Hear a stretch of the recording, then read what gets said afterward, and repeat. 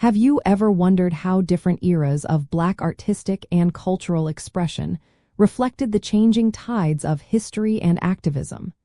It is fascinating to see how the spirit of a movement can transform over time.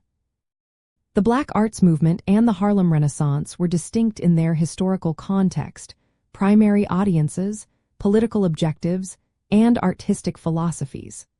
While both celebrated Black identity and creativity, the Harlem Renaissance primarily occurred in the 1920s and aimed for cultural uplift and integration.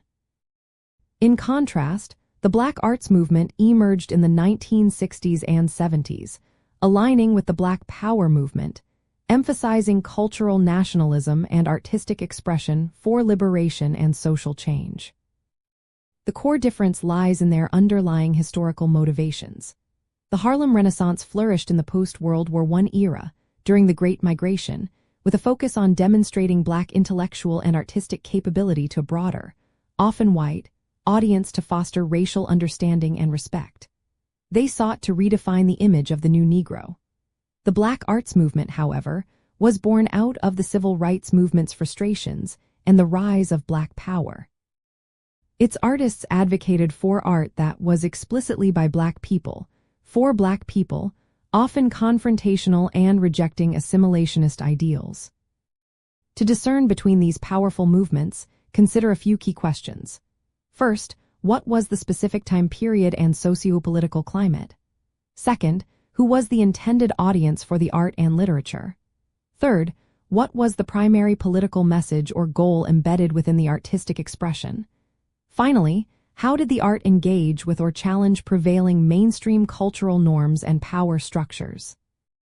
Understanding these distinctions allows us to appreciate the specific nuances of each era. For instance, while a figure like Langston Hughes from the Harlem Renaissance might have explored themes of racial pride and common humanity, a Black arts movement poet like Amiri Baraka would often demand revolutionary change and Black cultural self-determination. The Harlem Renaissance often sought to establish a universal appeal for Black art. The Black arts movement, conversely, prioritized Black cultural authenticity and empowerment, directly challenging white artistic hegemony and advocating for art as a weapon for liberation. Grasping the unique philosophies and historical forces behind each movement enriches your understanding of the complex and evolving tapestry of African American history.